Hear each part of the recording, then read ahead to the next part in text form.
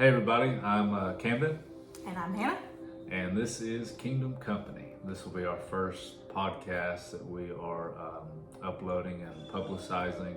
We're going to start out with a live Q&A today for our first episode, and our hopes is to kind of get to know us, kind of breaking the ice a little bit, understanding what our hearts, dreams, and aspirations is through this, and also be real, be authentic, and get to know us a little bit better. So we're just gonna jump right in and see where we go. All right. Ladies first. I guess I'll start us off. Okay, so my first question for you is, what is Kingdom Company? Kingdom Company, to me, to us, I feel like is going to be centered around developing a familial atmosphere, obviously, being the foundation. Our heart is to see family really the focal point of people's lives, become the focal point of people's lives, and to center everything around a familial expression and a way of living. So, Kingdom Family, and through Kingdom Family, express and establish culture, community, connection by way of Kingdom Conversations. And that is the gist of this. Share our hearts through authenticity, get to know the real side of us, and to understand it's okay to be vulnerable. Yeah. And through conversation, develop connections. Through connections, develop community, and then to see a kingdom culture be birthed. We have a kingdom culture type of household, and our heart is to see that develop in the church, develop that into the workplace, through whatever you do it through the lens of kingdom. Developing a culture of kingdom, a culture of honor, a culture of love, and all of that stems back to family. So through family, change the earth, and through a company of people, become the kingdom of God on earth as it is in heaven. Yeah, for sure. That's good. All right, you next. I'm very long-winded, so. All right, I'm gonna break the ice with a something about us. Favorite thing about our marriage. Oh, okay. I would say my favorite thing about our marriage is that we both have the understanding of who we are in the Father, and as well as our expectations for where we want to go in the future along with our kid and future children. But that goes right along with what our marriage is easy. Yeah. I know it sounds bad. Like, it's controversial to a lot of people. Like, oh, just wait till you're 5 years, 10 years in. Wait till your kids are running off in middle school and high school. Like that's all we've heard. Oh yeah, the negative aspect. But because of what we sit in and the peace and the rest and knowing who we are, I would say my favorite thing is that we don't have to strive. Yeah. For sure. Our marriage is just automatically love and success. Yeah. Yep. For sure. All right. With you asking that, I'll go ahead and ask, why don't you tell everybody how we met? All right. That's a loaded question. So we met back in November of 2019, in a time where I was pretty much in a familiar place that we're in now, searching for more. Mm-hmm. And I just kind of stumbled in this place one night. I've been invited. So her dad is a pastor at the Basement here in town in Calvin, Georgia, where we live. And at the time, I was tired of just church, and I'd been invited to this place called the Basement a million times, and I just never said yes to going. And at the time, I was, searching for more, and striving at the time to be something, to search for something, and somebody had asked me, well, what's your plans for the weekend? And I said, well, on this day I got this, on this day this, and then Friday night I'm going to the basement. And then I paused and I was like, I haven't even talked to myself, to anybody, acknowledged that I was going to the basement. But yet when somebody had asked me, I said, I'm going. And didn't even think about going. It just came out of my mouth. And I was like, okay, well, I guess I'm going to the basement this weekend. It was either a Thursday night or a Friday night. I can't really remember. But it was November of 2019. And I came in, and I actually had a friend with me that she thought was my girlfriend, but wasn't my girlfriend. And I stumbled in there with a buddy of mine, two friends of mine, and she saw me first. And should I share what happened to you, or should we wait on that? Wait on it. We'll wait. You know, when I walked in, she was just in love already, and but I wasn't searching, you know, for a relationship. That was complicated on my end from that time. But I came in, and she saw me first. Had an awesome night. And I think, did we talk the first night? Yes. Actually, kind of. I introduced myself to you. Yeah. Well, we did. It was few far in between that night. Wasn't a whole lot of conversation. You weren't paying attention to me, but it's fine. So we met in that manner. She actually introduced herself to me. And then I think the next night we talked a little bit more, and just kind of got to know each other. November of 2019, and then 2 or 3 nights in a row kind of talked, and then from there it was kind of chaos. But we're married now. Yes. We actually broke up twice before we ended up getting married. And long story short with that is we were both searching without first healing internally. Yeah. And We had a lot of maturity. A lot of maturity, a lot of healing before we could step into what we're in together today. But that's how we met. It was at the basement, and a long story, long, I guess, history, months before we ended up being what we are now. Yeah, for sure. But it was beautiful journey. Oh, I wouldn't change it. That's for sure. Favorite memory while we dated? Oh gosh, I feel like there's a lot. I would definitely say, because we met where we met, the services that we got to attend together, like just the rivers we were jumping into, like, you know, a lot of glory nights for sure. Those are top, that's for sure. But if I had to pinpoint one specific, I guess, that I remember out of all of them, actually I'll say 2. So one is when we were fresh. So when we get back into our story at a later date, he had some begging to do to get me back. He did. And if you're familiar with the story of washing feet, okay, it's the most humble and humility that you can show for. No one knows about this. No, I know. For someone. And so there was one night that what we used to do all the time, we used to like drive. I guess that was just our thing. We still do it. You know, we'd drive until we basically needed to stop because we'd have to get gas. And after driving one night, you know, he goes to bring me back to my car, and he tells me, he's like, I want to do something. And I was like, okay. So he's like, all right, well, I'll be right back. And I was like, you'll be right back? What do you mean you'll be right back? So I'm sitting in a parking lot alone, okay, and there's a gas station like not too far away. Moral of the story, he comes back and he has water, a cup basically, and this like handkerchief that was special. It has a story behind it, I'm pretty sure. My grandmother. Yeah. Prayer cloth. Yeah.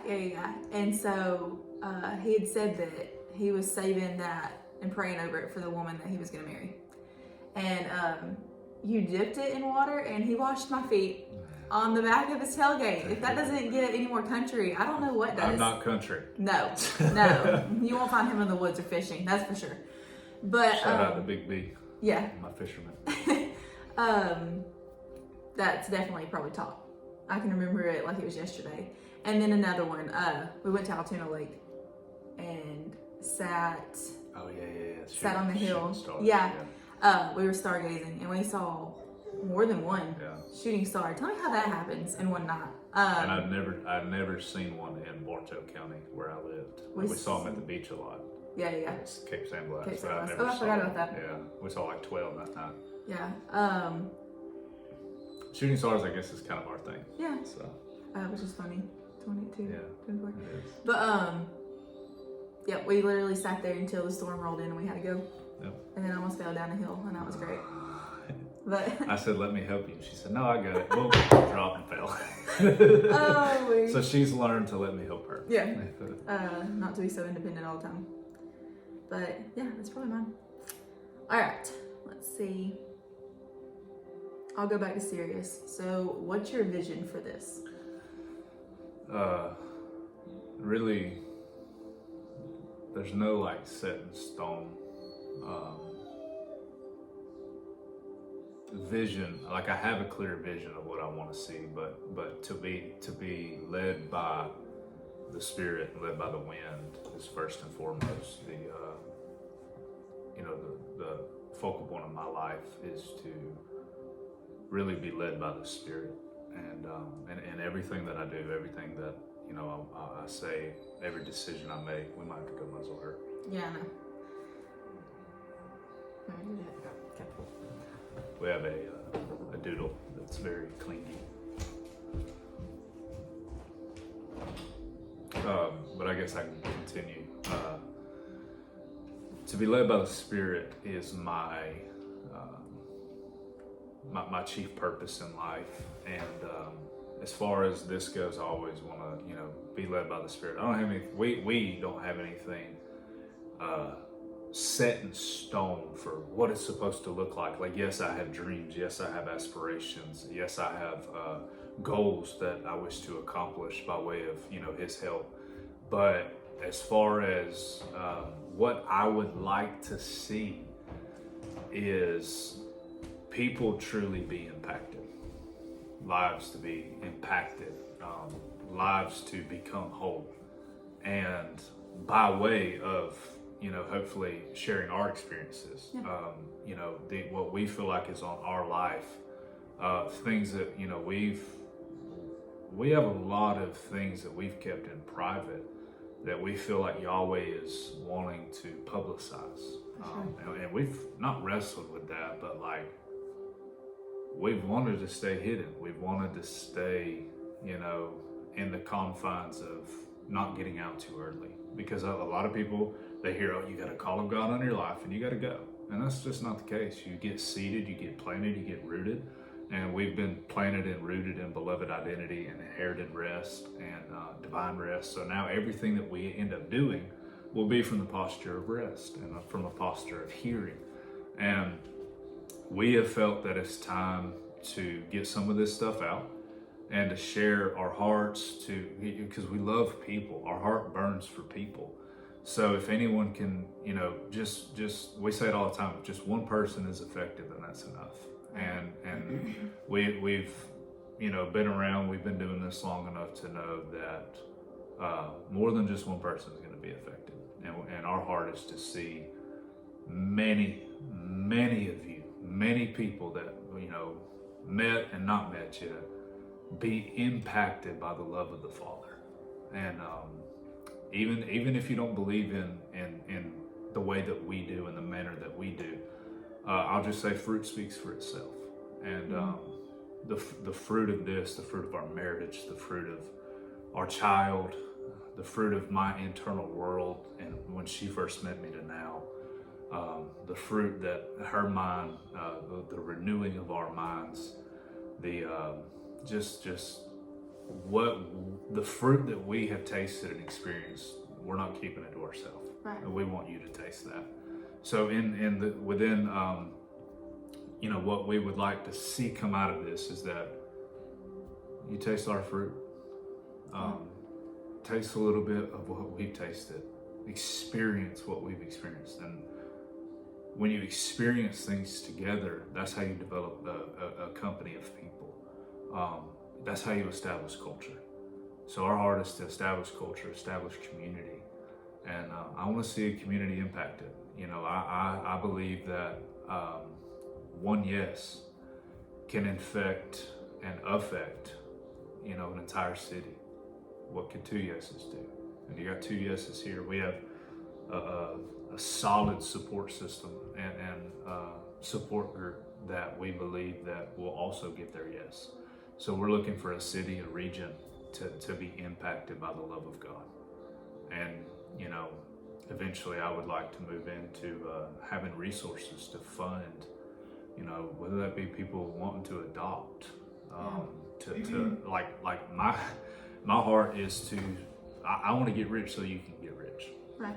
We love to give, and I'm not boasting in that, but we love to give, and I want to be able to have pocket change of thousands of dollars to just be able to give away at any given moment, to be out at a restaurant and impact a waitress or a waiter that night with here's $10,000. You know, a struggling mom. We hear something by way of the Spirit out in public, and we hear that a mom is struggling over there in the corner, and we go bless her with, you know, thousands of dollars. And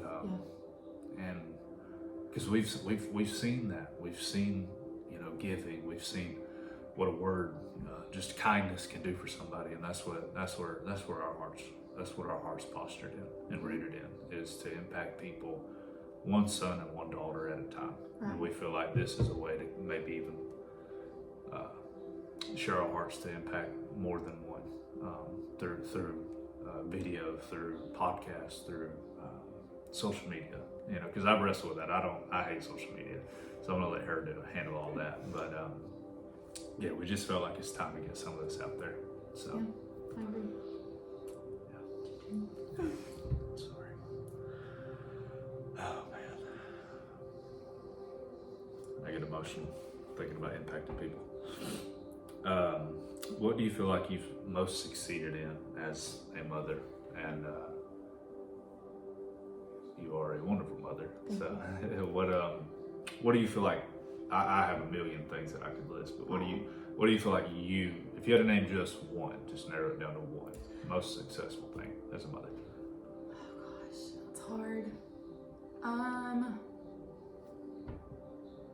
As of right now, with him being a year and a half old, I would say my intentionality with him. Mm-hmm. When we talk about, you know, when you talk about the father, you know, he's constantly intentional with his children, all of us, even the ones that don't realize that he's being intentional. And I want to say that one thing as a mom that I've made sure to be is nothing but intentional with our kid. And it's that goes a long way. I mean, it's created trust and love, and whether people believe it or not, good behavior. I mean, people want to blame it on his personality, and although he is a very calm, chill child, he knows he's loved, and he doesn't have to fight for attention. He doesn't have to do things out of order to gain my intentionality. So it's being intentional for sure. It's very important. Let's see. How has our marriage changed in this journey with the Father? I think, I mean, there's many answers to that, but I think it's the way,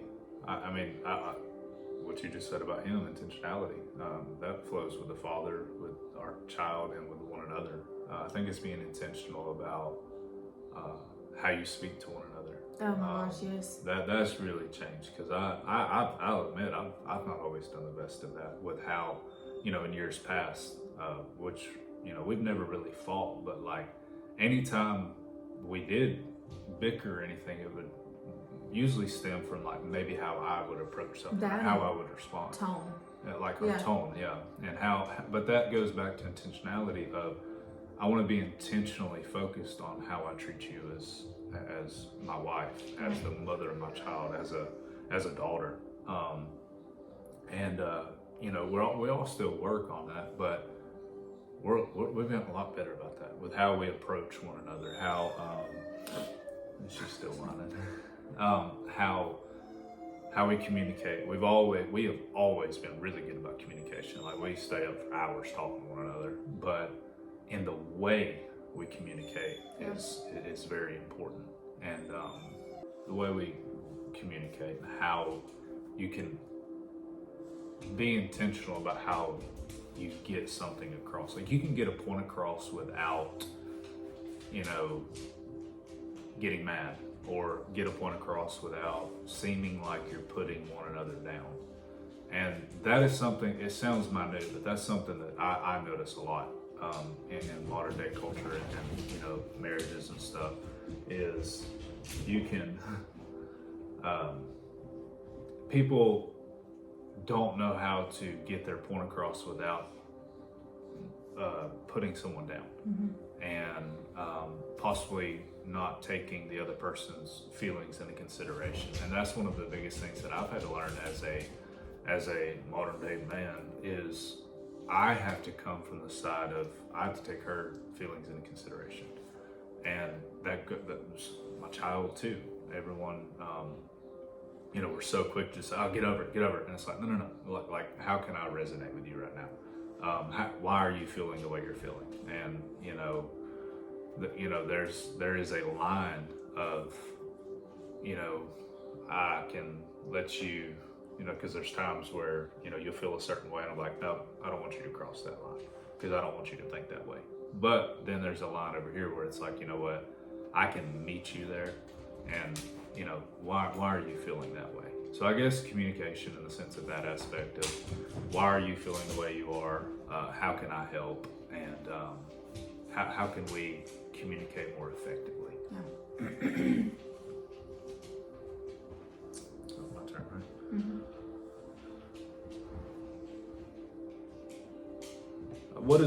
What is one thing that you think you could improve on as a kingdom woman? And I ask this question in hopes that people can realize it's okay to be vulnerable and to see the real side of us, to know it's okay to have struggles or something you're dealing with, to not hide them, but rather admit them and trust that the Father will never reject you, but also understanding He'll never leave you where you're at.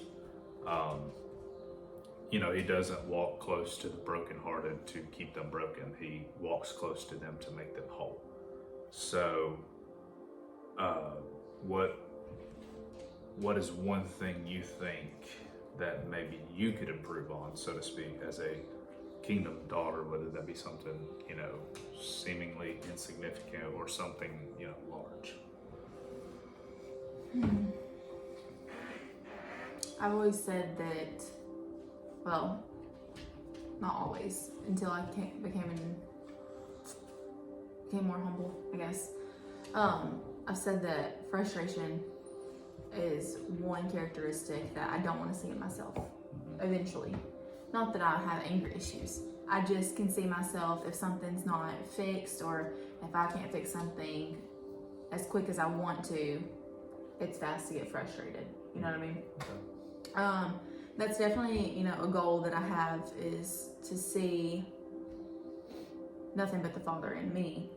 And I know that quick frustration isn't the characteristic that He holds.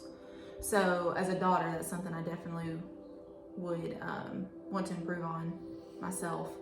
And then as far as, I guess, communication with others, like, I don't even think I put that question, but I would consider myself, is it introverted, extrovert or whatever? Introvert.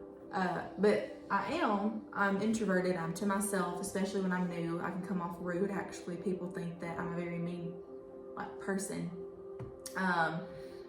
or that I shun people off easy, or I'm conceited, just because I'm so quiet into my own little group, or to myself, or to you. But once you get to know me, I don't shut up.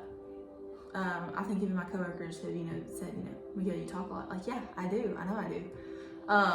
But it's because I love people. I do love people. It's just getting from not knowing someone to knowing them enough to be this full, bubbly, outgoing, peppy personality. So that's something I definitely want to grow on, especially for the people that, I mean, women don't reach out to men unless usually it's for negative attention. Sometimes, but it's a lot easier to reach out to a woman who knows who they are, especially in beloved identity, than to reach out to a male. So I want to be able to be that for all women that need me. And that starts with fixing my shyness at first. I could go on and on. There's all kinds of things But I you're want not to. you're not as shy.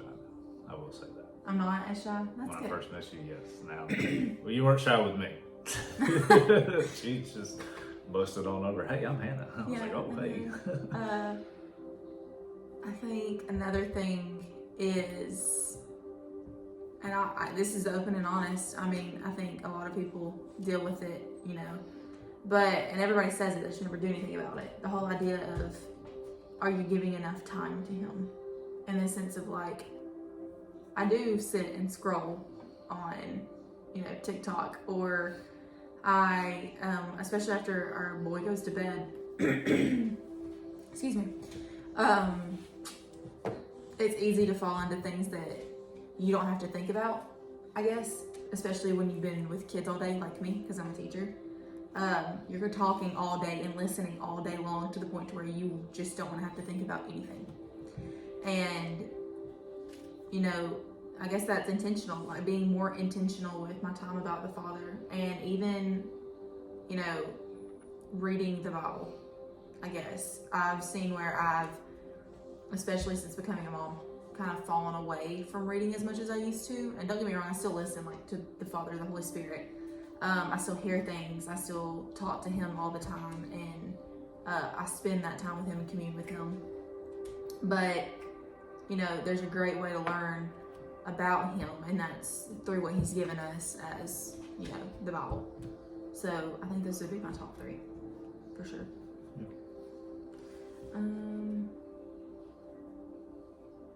I love this one. Okay. Who is, as everyone in the world, everyone calls him God, okay? And I'll go ahead and put it out there. I don't like that word. I use it to talk to people that don't understand what we call him, to relate, because our Father meets us where we're at. So I want to be that for people. No. So for people that call him God, I'm not hating on you, by no means. It's just, I want to broaden your horizon. we have a deep, perspective. we have more knowledge, I guess you could say, in the actual language that's used, especially in Jesus's time. And I'll stop there because I feel like I'm getting too far. So it's your turn. Well, you didn't ask a question. Oh, sorry. Who is God to you? Okay, that's something that takes a lot more than one podcast. It So does. I'm going to try to... I guess it's just a name explanation. Like, people don't get it. Yeah. Okay, so... God is not his name. And I could go into a deep theological explanation of that, because Satan was also called God. In Psalms it says that we, people, were called gods. And then in the New Testament it even says that your belly could be a god. So there's many gods. And I know people will come back and say, oh, but there's only one God. Okay, I get that, but Jesus never called God God.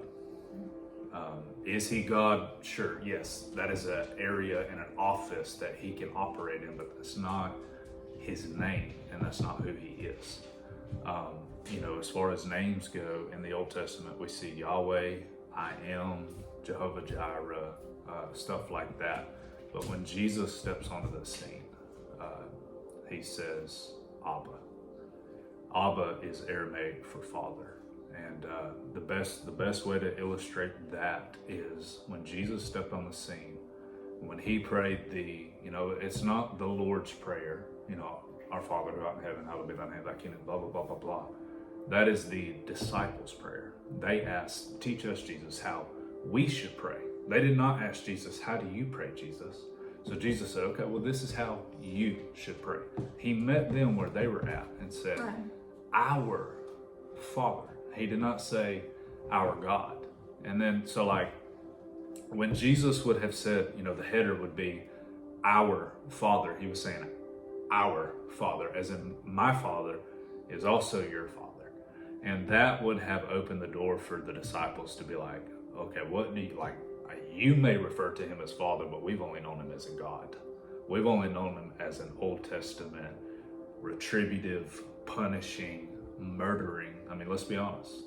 If you read through the Old Testament through a legalistic or punitive, punishing God lens, outside of having the lens of Jesus, you will view God as he's a murderer, and that's not who he is. And and I could go into a million conversations about that, but Jesus never called him God. The only time Jesus called him God was when he took our language on the cross and said, my God, why have you forsaken me? That was not Jesus saying that God was forsaking him. No.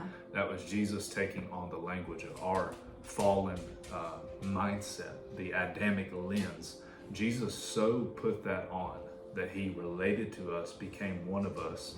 He who knew no sin, hamartia, misidentification, became that so that we might become the righteousness of God in Christ. And in that moment when Jesus said, my God, why have you forsaken me? He was putting on our delusion and our alienation in our mind that we thought was possible that God could forsake. Right.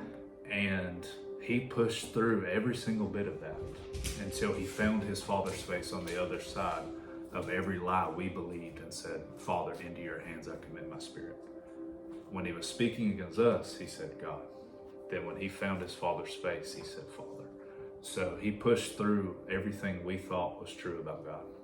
Abandonment, forsakenness, every delusion and distortion that we had until he found his Father's face. And he came out on the other side and said, Father, into your hands I commit my spirit. That doesn't sound like a God who just forsook Jesus on the cross. Right. How can he say, Father, I commit myself unto you in that moment if God supposedly forsook him? So the lie is that God can forsake and abandon and that his name, is God. To me, that's a lie because I don't view him as a God. I view him as a dad. And, coming from someone who... Don't go too far. Don't go too far. Okay, I won't go into that. I have questions. Okay. God's not his name. Like, if there's one thing I could say to the church in the West, is that his name's not God. No, there's 1,000 other gods. And his name is Abba. His name is Father. And the best way I could put it for you is that when Jesus said Abba, in that so like that culture still calls dads Abba. Yeah. But the way that it's orchestrated and translated is the same manner in which imagine a dad laying in bed in the morning with his little girl, and that little girl waking up and saying, looking over and staring at her dad in her eyes, saying, "Good morning, Papa." That's how Abba. That's what Abba means. Right. And that's how Jesus came to reveal his Abba to us. That his Abba is our Abba. He's not God. He's Abba. And that is such a condensed version of how much I could actually say about that topic. But hopefully over time you'll come to find out more about just what that name Abba really means to us and what's changed our life by knowing him as Father. I think you were technically out of questions. I basically just answered. No. So we believe in being beloved of the Father. We call it beloved identity, and that just means that you're a beloved son, beloved daughter of a Father who's infatuated with you. So with that being said, what has beloved identity meant to you personally? It's been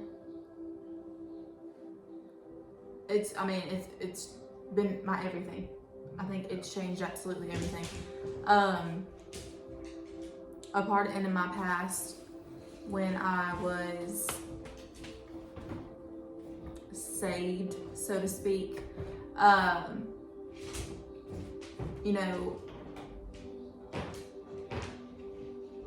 I met people along the way. And one specific one, Matt Hartley, he has his own ministry.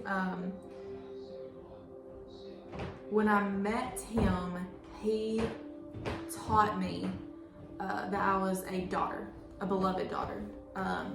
And then it goes straight into what we were talking about with the Father. You know, the church often views themselves as children who were saved. Like you weren't a child before you were saved, when that's such a misconception. Like, everyone's a child. If God created you, you're a child. You know what I mean? We call him Father for a reason. You can't lose that identity. You might not know that you are his son or daughter. You're just blind not to pray. Yeah, you just don't know it yet. That's our goal, is to show people that, hey, you are. So when I met this man named Matt Hartley, he told me that, and that took me on a whole entire new journey of knowing who the Father was, who I used to just call God. And I just thought that he had a son named Jesus who died for my sins. And it's so much deeper than that. Like, you know, you say the prayer like, God, please forgive me for my sins. I want to belong to you. Jesus never asked us to pray. No, it's like, I thought I was saved, and what even is saved? You know, that's a whole nother question we can talk about one day. But no, I come into the identity that I am someone who is deeply loved, deeply cared about, someone who is constantly being wrapped up in the Father's arms. I found my self-worth in the Father instead of a God who seemed like he was planets literally away. Someone who was constantly disappointed in me when I did something that was not within his boundaries of respect. And going from that to someone who knows that I want to do no wrong, I guess you could say, and I don't want to fall short, as they would say in the church, is because I don't want to hurt I don't want to hurt myself, basically, because when you do it, that's what you're doing. I mean, you're hurting yourself with the relationship that you've built with God, or, you know, who we call Abba.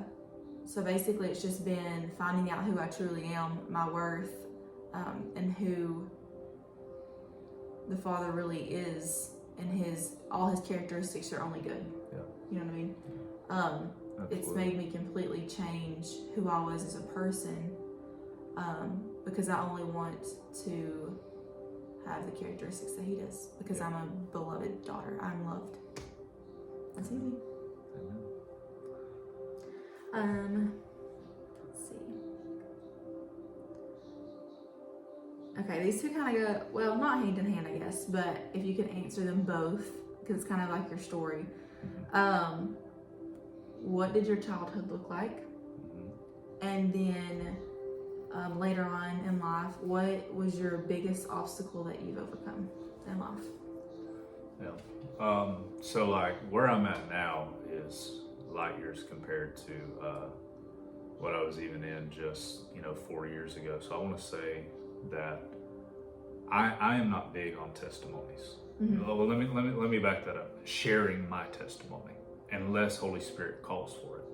I'm not one of those that goes around thinking that they always have to share their testimony. Right. Because we get so caught up, and I'm not knocking people that do that. That's not by any means, but we fall into the trap of that being your story. That becoming it. Yeah. Like that's all you can talk about. Like Yahweh does so much in my life right now, and he's still continuing to do so much that I don't have to constantly revert back to something that he formerly did. Do I honor, celebrate, and remember? 100%. But I share stories of what he just did last night. Right. Like something so powerful happened last night, and that's the testimony I might share. But I'm not looking to always have to share a testimony. I'm looking to share the testimony of Jesus, which is the spirit of prophecy. What Jesus is to me opens up the door for anything to happen. So I always share from the posture of like, what is he saying in a current moment? And I feel like a lot of people in church have to go back to what he did years ago. That's where they live. because nothing's happening today. So you see this timeline of, I have to go back here to make something happen here. Right. Like, bro, I'm going back to last night, just last night, not 5, 6, 7, 8, 10. I don't live there. So I don't share my testimony a lot. And honestly, a lot of people haven't heard my testimony. That's why I asked. I kind of want you to. A lot of people don't know my testimony that do life with me today. Right. Like, they know I didn't have a dad. They know that, that I had struggles, that I was wild, but I never had to go into detail because I don't live there. Right. And I don't have to share that to, let that have to be a concoction to work something up so that I feel anointed. Like, man, that's not, my testimony should never be what I hang my hat on, so to speak. Right. And I feel like I hope I'm communicating this properly. I feel like a lot of people do that. I feel like I've seen a lot of ministers, that's the only place that they speak from. But I think that stems from not knowing, like, my testimony of what I went through has led me to knowing him as Abba. And I'll forever be thankful for that. But now that I know him as Abba, I've forgotten a lot of things I went through, unless you ask me. So, like, am I communicating that good? Yeah. Okay. Because I don't think you have to go into all the It details. sounds bad. It's just giving everybody an idea that don't know, Right. in a sense. Because you don't talk about it. If I didn't ask, you wouldn't tell. Because, man, I hope I'm communicating. I'm so healed from it that I don't think it sounds bad. it's not yesterday's wine that I have to drink of today. Mm-hmm. It's not yesterday's. It's like, because of what Abba, I so celebrate and champion what he's doing in my life today. And where I was has led me to what I'm in today. But I'm so thankful for where I'm at today that that's all I want to focus on. And what is love? What is love leading me into next? There's a difference between honoring the past and living there. Yeah. I don't live there. No, well, we're not called to. Absolutely. So I guess, remembering the past, and honestly, Yahweh has wiped a lot of my memory away from things that I used to do, even 5, 6, 7 years ago, not just my childhood. But my childhood, I guess, I don't have any memories of, maybe at 3, 4 years old. I can remember a few far in between. I remember that my dad left at an early age. He walked out on me and my mom. I don't know the full story of how it happened, why it happened. I mean, I know bits and pieces. I don't really care. It happened. My dad left when I was 3 or 4. My mom was pregnant with my brother. We grew up probably 7, 8 years, just me and my mom and my brother before my mom met my stepdad. And for me, isolation and brokenness was all I ever knew, really. And I didn't know the full extent of that until I really got older and I realized how immature and insecure I was. And I lived there. I was a broken kid in a broken, dysfunctional home. And I love my mom. She means the world to me. But she wasn't able to be all that she needed to be. Right. She couldn't because of the hand that was dealt to her. Outside of beloved identity, you're not going to be able to. No. And she didn't know about that. I didn't know about that then, because that's not something that's taught worldwide yet. I mean, it's starting to, but back then, no. And all we knew was, legalism and church and, God. And, you get dealt that kind of hand outside of the lens of beloved identity, you're going to struggle. And we struggled. My mom struggled. I struggled. We struggled as a family. And I think that's what has driven me to having so much passion for family, for seeing families restored, seeing families put back together. The Abba revelation that's so ingrained in me. There was such a lack of a father in my life. And I still have a lack of that today. But it's enabled me to become the father that I need to be for her, for Asher, for people. And it stems from Abba showing up and revealing to me that he's only Abba, that he's only Father. And him showing that to me. A lot of people judge what I say because it doesn't agree with their doctrinal certitude and what they believe. But when you have such a radical encounter, and I'm not saying I'm not talking about him pulling me out of the mess I was in. I'm talking about I'm in church. Okay, I am in church at this point. I've quote unquote given my life, as if you can actually do that or not, to Jesus. Like you're his. You can't give your life to him. You can have the perspective of living it for him or choose not to, but you're already his. Mm-hmm. So I didn't give my life to him, but I gave my life to him. I'm living for him, and I'm doing the normal church thing, and I have this encounter with the Father, and I heard him speak something to me that I'd never heard a minister say. And I touched on it a little bit earlier, but I was driving down 75, and I remember I was right before the Adairsville exit. This was November of 21, and he said, out of nowhere, my God, why have you forsaken me, was your language. Son, I'm incapable of abandonment. And I pulled over and I just began to weep, and I wept and I wept. And in that moment, he met me in the church culture that I was in. And I was still broken, still dealing to my dad passed away in 2017, left me at an early age. So I still was dealing with a hole in my life of fatherhood. Mm-hmm. And the Father met me in that and just shifted my language. I'm talking about in a manner of like a week, what I believed for 25 years was thrown out the window, and he came in and just utterly changed my language and met me in the fatherhood revelation and said, I'm not God, I'm only Abba. And filled a void and put a fire of burning passion in me of the Abba revelation.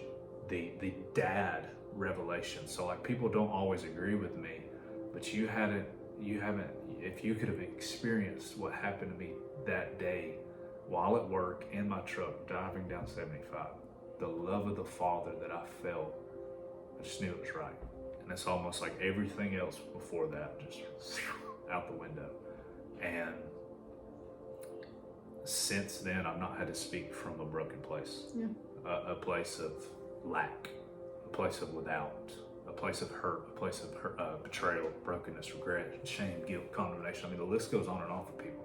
Every bit of that was dealt in a moment. And I had encounters with the Father. I'd heard beloved identity. But when I say he met me in a place where I'd never heard that language before, and it's almost like he just came in and just summed it all up together, and in a matter of a week, my language has shifted. And I think that's been the real shift in our life. It's 2021. That November, moving into, I think that Yahweh set us up to go through, we went through something that December that if I had not had that encounter in November, I don't know if we would have made it through the way that we did. Yeah. And then we shifted going into the new year of 22, bought the house, had a kid, and then left ministry, and then boom, here we are. And the Abba just full blown, just wide open in this Abba revelation because we know it's right. So long story. I know that was long, but that childhood void has been filled. What I lacked and what I did not have has been fully replaced in our life with just absolute scandalous, ferocious love of a Father. Mm-hmm.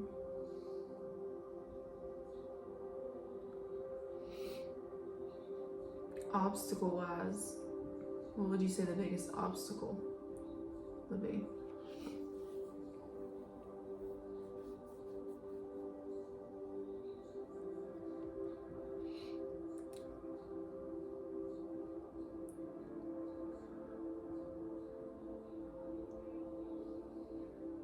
Probably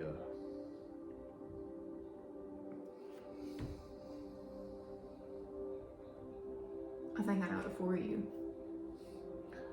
but pride. yeah, I think characteristic wise, like of you, that's definitely been your biggest obstacle. I would say outside wise, I'm thinking more of everyone that still has viewed you in that way. not that you live there, like you're not okay with it, but you're okay that they think that, like it doesn't bother you. And then people mistaking you, like if there is ever anyone who is taken the wrong way, it has been you for at least 3 years. Yeah. I would say it's changed recently. Yeah. For sure. I think when you bring something to the table such as this, and because I'm telling you right now, I could go into some detail with some stuff that you'd shut this podcast off right now and be like, no. But when you get to know us and you do life with us, right. That is for people that have a say so. If you don't do life with me, I tell people that run with me, the closest people to me, that if you don't do life with me, and this goes for anybody, not just us, not just me. Everybody. This is like me. I don't put my mouth on anybody that I don't know. That if I don't do life with you, then I can't legally have a say so in your right or your wrong. So like until you do life with me, you can't look at me and say you're wrong. Especially if it's something that you might not agree with or understand. You might not understand it, and that is okay. I don't have insecurity problems where if I don't understand something, it's not going to make me mad. I know a lot of people that what they don't understand, they get mad about. Right. Because this will go back to answering the obstacle thing. I think that one of the biggest things for me as a male has been the biggest, and I hate that I'm having to use that language, because I don't like to think that I'm a typical modern day male anymore. I used to be, but not now. I think that was my biggest obstacle. Coming out of what they said a male or man had to be and had to look like, especially as a male that didn't have a male to look up to, as a father, a spiritual father, whatever. I didn't have that one to look to. So I think that was my biggest obstacle. The Father molded me into that, and I'm all for having fathers and spiritual fathers and those people helping mold you into who you're supposed to be, but I didn't have that. Right. And I think the biggest obstacle is being able to do this. Here I am, yielding, and now it's easy. Now that's the biggest, one of the most important words in my life is yield. Surrender all again, and being okay to being open. And I think that was an obstacle, and now that is my biggest breakthrough, is to just yield, to be able to say, yes, here I am. That's good. Are we good? Or I think you can ask one more question for me. That's one more. Our little boy just woke up, so. Oh man. We hope y'all are getting something out of this, and there's gonna be a lot more to come. Yeah. So we'll ask one more question, and we'll log off for today, and see what happens next. Let's see.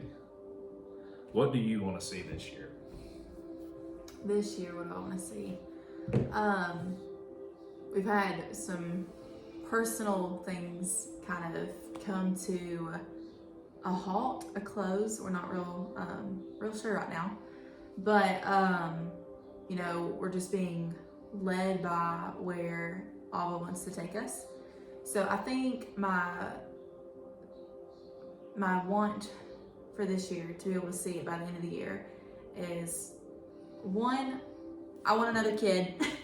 He knows this. I want baby number 2. So hopefully that's in store. And then shout out to Ron, Tutu. Yeah.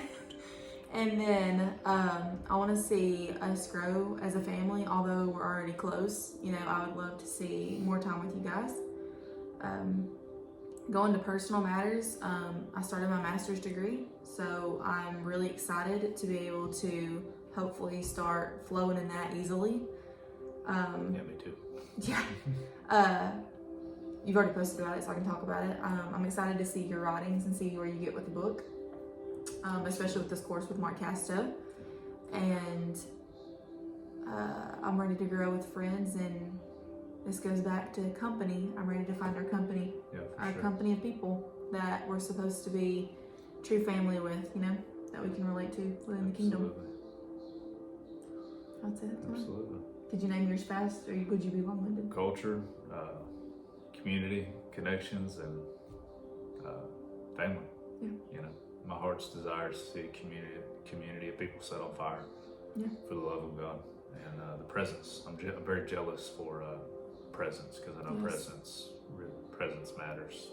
I have a high demand, high value, and integrity system based off of placing just a jealousy for presence. I think even since we posted about this, there have been many people that have reached out or we've talked to.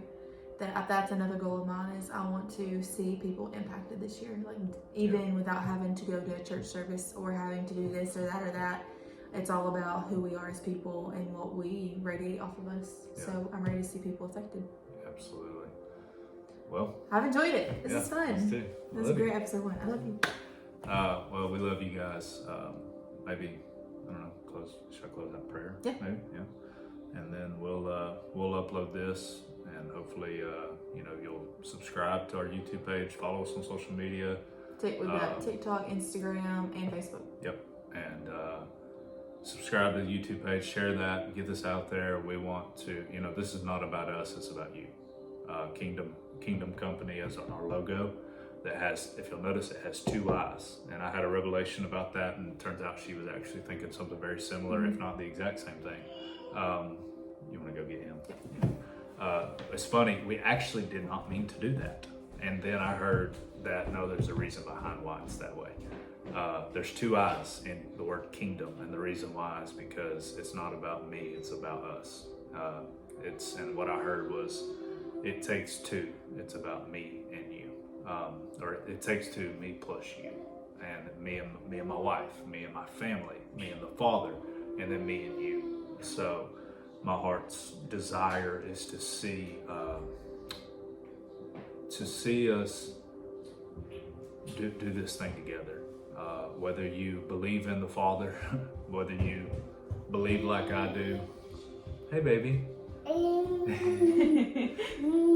Whether you believe like I do or whether you don't, that's okay.